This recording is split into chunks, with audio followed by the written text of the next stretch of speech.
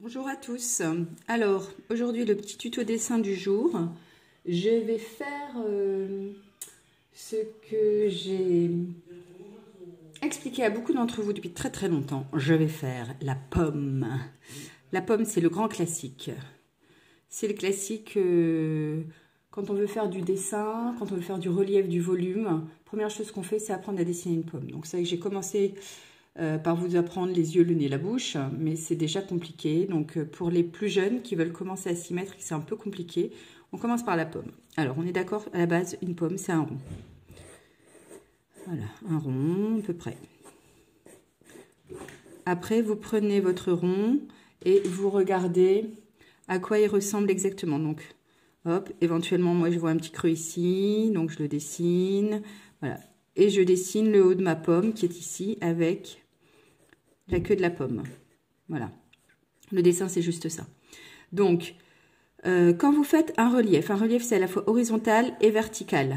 C'est-à-dire, si je prends un rond, il y a deux possibilités. Soit, j'ai le sommet de mon fruit qui est là, comme ça. Voilà, comme si c'était ça. Le sommet, il est ici. OK? Donc, dans ces cas-là, le sommet, il est là. Si je fais un trait droit comme ça, vous voyez mon crayon aller tout droit.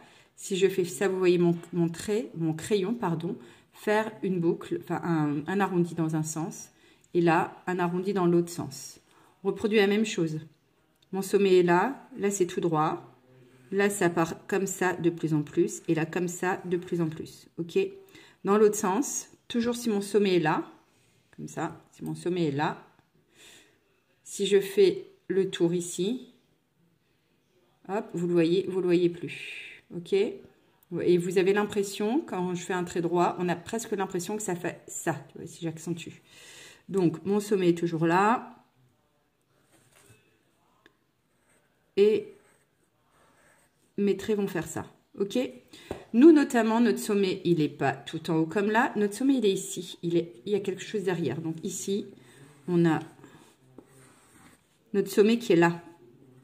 Le sommet, c'est le haut de la pomme. Hein. Du coup, comme elle est un peu de travers, je vois le sommet. Donc ici, c'est pareil, c'est tout droit. Petit à petit, je vais sur le côté. Et là, je redeviens droit. Et je pars de l'autre côté. OK? Et dans l'autre sens, si je fais le tour, au début, vous voyez mon crayon. Et c'est seulement quand j'arrive plus bas, où petit à petit, mon crayon disparaît à l'arrière. Donc du coup, je fais pareil ici. Hop, là je vois le rond et petit à petit, sous-entendu, il passe derrière. Sous-entendu, il passe derrière. OK? Donc nous, ça c'est notre référentiel. C'est un peu à ça que va ressembler notre... Ça c'est notre trame.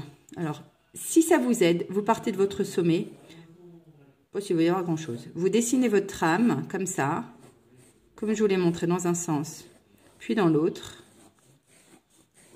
Vous ne devez pas avoir grand chose, hein. Peut-être que... Voilà, regardez, vous la voyez un petit peu mieux comme ça. Oh là là, c'est flou. Voilà, ok? Là, vous la voyez bien. Maintenant, il faut que je remplis. Vous n'oubliez jamais cette trame. Il ne va pas falloir partir comme ça et puis continuer comme ça jusqu'au bout. Hein. C'est comme ça redevient droit et ça part dans l'autre sens. Donc, dans un premier temps, je remplis tout dans les deux sens correctement. J'aurais dû la faire plus petite pour aller plus vite pour vous. Plus vous faites un dessin grand et plus vous allez avoir le coup de crayon en mémoire. Hein, si je le fais en tout petit, eh ben, ça va très vite. Mais après, j'ai très vite oublié ce que je faisais. Bon, allez, je le fais vite. Hein, tant pis, elle sera moins belle. Voilà, donc dans un premier temps, toujours coloriage, hein, vraiment coloriage, le plus rempli possible. Je ne veux pas avoir de blanc. Voilà, vous prenez votre temps, vous remplissez bien. Toujours sans appuyer, c'est notre première couche de crayon. Elle est bien serrée. Si je dépasse sur le côté, c'est pas grave. Je gommerai. Je préfère que ça dépasse plutôt qu'il y ait une trace blanche là de chaque côté. Pour être sûr de ne pas avoir des traits en plein milieu, je fais des traits plus ou moins grands. Vous voyez, même là que je remplis le côté, j'en fais des grands, des petits, pour pas faire exactement la même taille, parce que autrement je vais avoir un trait là de crayon plus foncé. Ok, donc voilà, dans un sens. Et après dans l'autre. Si ça vous aide, vous tournez dans l'autre sens. Hein. Les arrondis. Je les oublie pas, je les oublie pas. Je continue, je fais des arrondis tout le temps. Et tout rejoint toujours mon cœur, hein, le sommet de ma pomme. Hein, là où il va avoir un creux après. Hop. Je tourne, ça fait comme un soleil. Et je recrée mes arrondis. Voilà, mon premier relief commence déjà un peu à se dessiner. Comme ça. Après, je vais revenir, créer mes ombres et mes lumières. Donc déjà, je me dis, ma lumière, elle vient forcément d'en haut. Allez, je vais décider que moi, elle vient vraiment de par là. Ok? Donc du coup, toute cette partie va être au soleil, à la lumière, ainsi que celle-ci. Là, il y a de l'ombre, et il y a de l'ombre en bas aussi. Donc je vais repasser une deuxième couche, en appuyant légèrement, là où je veux que ce soit un peu plus ombré. Dans les deux sens aussi.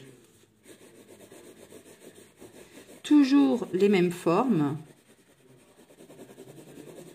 Et pareil, pour pas avoir une trace nette, je fais des traits plus grands, plus petits.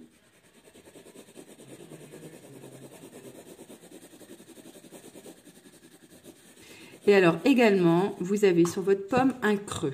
Ok? Alors le creux, c'est un peu comme un gouffre. Vous êtes devant un gouffre, devant vous. Il y a un trou, c'est très profond. Au début, vous voyez très bien ce qui se passe, les petits brins d'herbe, les petits cailloux. À 1 mètre, vous devinez à peu près les ombres. Et puis tout au fond, ça devient tout noir. Donc le principe est le même. On va dire que là, c'est très clair. On voit très bien. Et plus on part vers le centre, et plus ça devient noir. Donc c'est comme ça qu'on va signifier le creux.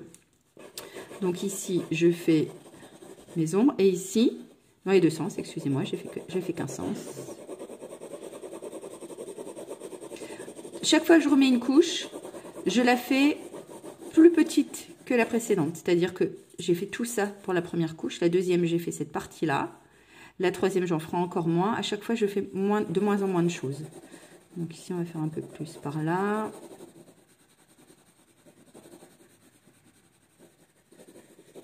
Dans les deux sens. Voilà. Mais c'est flou, mon histoire. Hein. Attendez, j'essaie de vous faire un truc moins flou. Est-ce que c'est moins flou? Là, ouais, ça a l'air moins flou.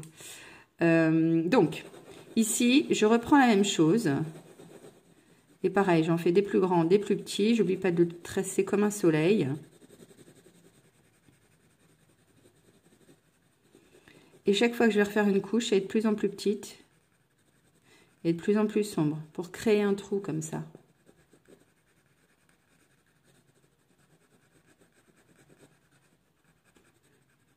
Donc, je rappelle, normalement, on change de crayon. On prend des crayons spéciaux. Nous, on n'en a pas. On est à la maison. C'était pas prévu. Ceux qui en ont, tant mieux pour vous. Ceux qui n'en ont pas, vous faites comme moi. Vous appuyez sur votre crayon. Voilà. Et du coup, je refais encore une couche encore un peu plus appuyée, plus bas, pour toujours créer mon relief.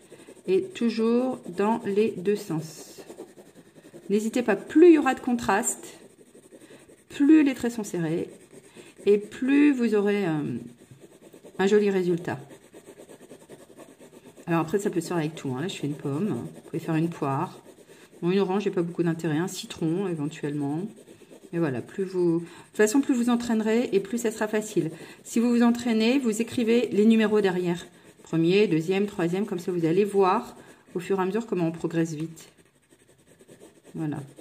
Ok. Après, je viens avec ma gomme. Allez, hop. Je me crée un peu, donc pareil, toujours avec les bonnes formes. Je me crée un peu des lumières. Parce que sur ma pomme, il y a des endroits où c'est un petit peu plus lumineux. Je recrée la queue. Et là, pareil, j'essaye, je la remplis.